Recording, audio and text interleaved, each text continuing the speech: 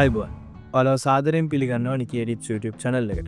ඉතින් අද මෙන්න මේ ටියුටෝරියල් එකෙන් ඔයාලට කියලා දෙන්න යන්නේ ඔයාලගේ තියෙන ටයිටල් සීන් එකක ඉඳගෙන ඔයාලගේ ඇක්චුවල් වීඩියෝ එකට සිනමැටික් විදියට ට්‍රාන්සිෂන් එකක් ගන්න පුළුවන් එක විදියක් ගැන. ඉතින් අපි මේ වීඩියෝ එකේ මුලදී දැම්මා වගේ ට්‍රාන්සිෂන් එකක් කොහොමද හදාගන්නේ කියන එක තමයි අපි අද මේ ටියුටෝරියල් එකේදී කියලා දෙන්නේ.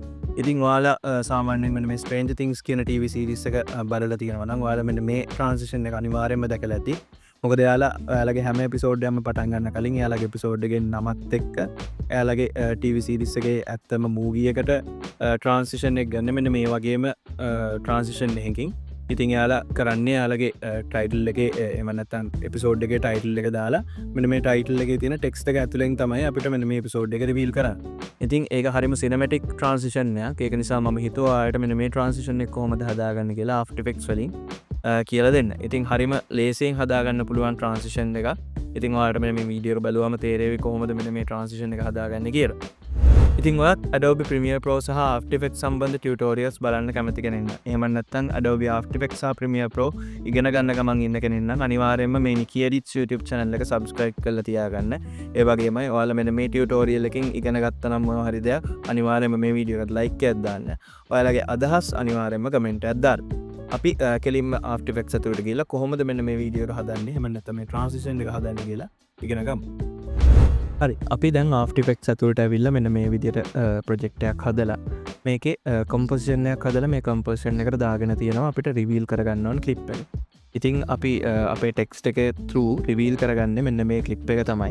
ඒක නිසා මම මෙන්න මේ විදිහට composition එකක් හදලා අපේ clip එක දාගෙන තියෙනවා. ඉතින් ඊළඟට අපි කරන්න ඕනේ මෙන්න මේ text tool එක select කරලා අපිට රිවීල් කරගන්න කලින් පේන්න ඕන ටෙක්ස්ට් එක මෙන්න මේකේ ටයිප් කරගන්න ඕන. ඉතින් මම ඔන්න විදිහට ක්ලික් කරලා මේක ටයිප් කරගන්නවා. මම Stranger Things කියලාම ටයිප් කරන්නම්.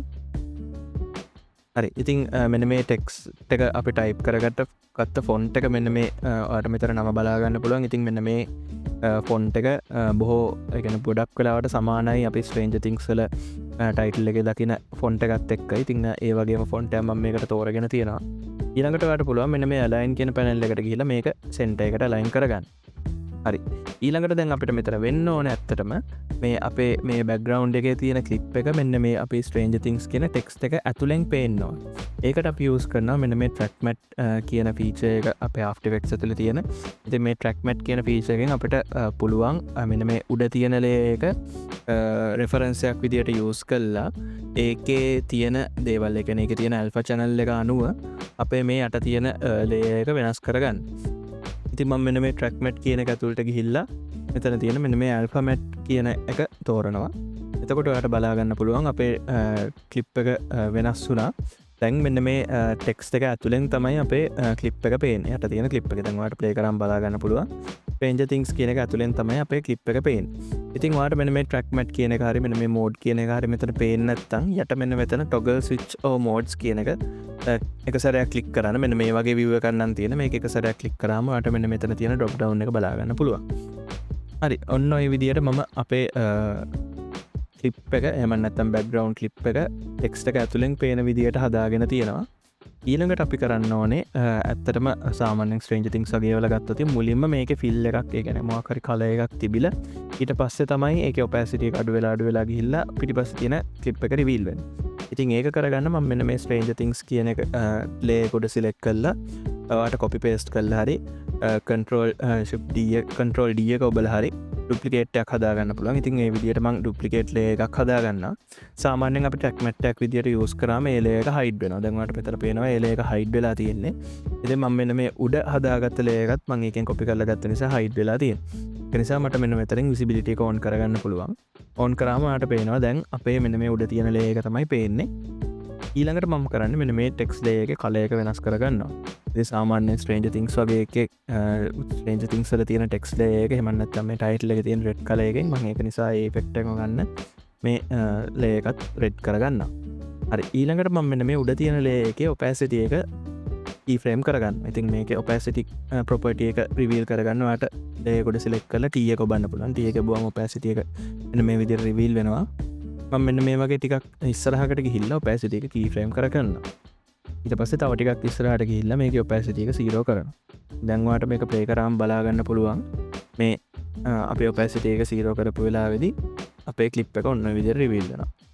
හරි ඊළඟට මම කරන්න ඕනේ මෙන්න මේ අපේ තියෙනවානේ track matte එකට use කරපු layer එකයි අපි දැන් උඩදී ඉල්ලකට use කරපු layer එකයි මේ layers දෙකම මට මේ layers දෙකේම scale එක එහෙම එකම තැනකින් control කරගන්න ඕන. ඒකට මම use කරනවා null object එකක්. ඉතින් ඔයාලට පුළුවන් මෙන්න මේ this තැනක right click කරලා new ගිහිල්ලා null object එකක් create කරන්න. එතකොට මෙන්න මේ වගේ null එකක් හැදෙනවා. මම මේක rename කරගන්නවා text controller වගේ කියලා. හැම වෙලේම මේ null objects එහෙම rename කරන්න පුරුදු වෙන්න. එතකොට ඔයාලට ඉස්සරහදී වැදගත් වෙයි. ගොඩක් null objects එහෙම use කරනවා නම් මොකද්ද මේකෙන් කරන්න කියලා හිතා ගන්න. ඊළඟට අපි කරන්නේ මෙන්න මේ අපේ layers දෙකම select කරලා මෙන්න මෙතන තියෙනවා pick whip tool එක. මෙන්න මේ pick whip tool එක click කරලා drag කරගෙන ගිහිල්ලා text controller එක උඩ අතාරිනවා. එතකොට වෙන්නේ අපේ මෙන්න මේ යට තියෙන layers දෙකේම parent එක විදියට මෙන්න මේ text controller null object එක select වෙනවා. ඊළඟට අපිට පුළුවන් මෙන්න මේකේ transform properties ඇතුළට ගිහිල්ලා අපිට මේ transform properties control කරනකොට අපේ මෙන්න මේ යට තියෙන layers දෙකේම transform properties මෙන්න මේ null object එකත් එක්කම change වෙනවා. ඒක නිසා තමයි මම කිව්වේ අපේ මෙන්න මේ layers දෙකම එකම තැනකින් control කරගන්න මෙන්න null object එක use කරන්න පුළුවන් කියලා. ඉතින් ඊළඟට මම කරන්නේ මෙන්න මේ තැන තියෙනවා මෙන්න මේ pan behind tool කියන එක. අපිට මෙන්න මේ tool එක use කරලා මේ උඩ තියෙන text control එකේ anchor point එක වෙනස් කරගන්න පුළුවන්. ඉතින් මෙතෙන්දි මම මෙන්න මේ n එකේ මෙන්න මේ හරියෙන් තමයි අපේ clip එක reveal කරගන්න හිතාගෙන ඉන්නේ. ඒක නිසා මට පුළුවන් මෙන්න මෙතන තියෙන anchor point එක select කරලා මෙන්න මෙතෙන්ට ගිහිල්ලා drag කරලා දාන්න. ඉතින් එතකොට අපි මේකේ scale එක එහෙම අඩු වැඩි කරලා ඉතින් ඔයාලට පේනවා මෙන්න මේ anchor point එක වටා තමයි අපේ scale එක එහෙම අඩු වැඩි වෙන්නේ. ඊළඟට මම මෙන්න මේකේ scale එක keyframe කරගන්නවා. ඊට පස්සේ මම මේ layer code select කරලා U එක ඔබනවා. එතකොට අපේ keyframe කරලා තියෙන properties විතරක් මෙන්න මේ විදිහට reveal වෙනවා. ඊට පස්සේ මම මේකේ අන්තිම කොන හරියට ගිහිල්ලා වෙලා මේ scale එක ගොඩාක් වැඩි කරනවා. අපේ text එක පේන්නේ නැති තරමටම. ඔන්න ඔය විදිහට zoom කරලා ලොකු percentage එකකට zoom කරන්න වේවි.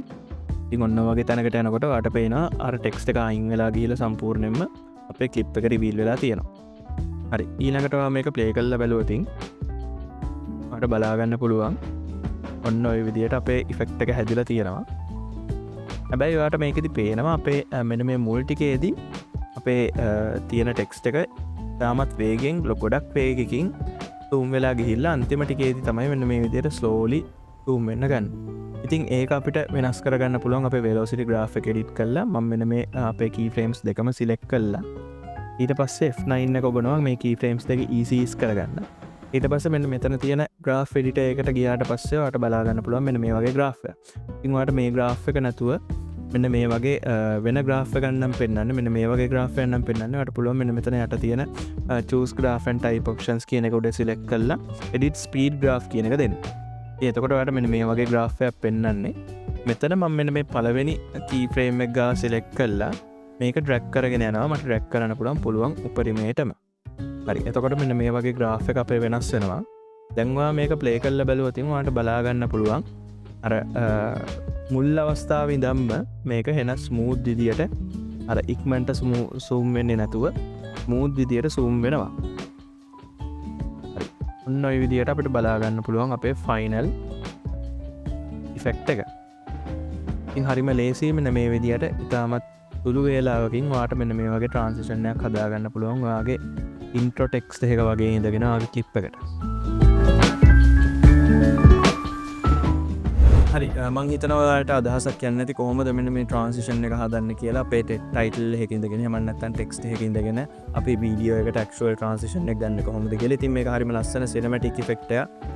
ඉතින් ඔයාලා මෙන්න මේකෙන් මෙන්න මේ video එකෙන් මෙන්න මේ effect එක දාන්න කොහොමද කියලා ඉගෙන ගත්තා නම් ඔයාලා මොන හරි දැනුමක් ගත්තා නම් අනිවාර්යයෙන්ම like එකක් දාන්න ඔයාලගේ අදහස් comment කරගෙන යන්න. ඉස්සරහට මේ වගේ videos බලන්න කැමති නම් අනිවාර්යයෙන්ම subscribe කරගෙන යන්න. අපි ඉස්සරහට තියෙන tutorial එකකින් නැවතත් හම්බෙමු.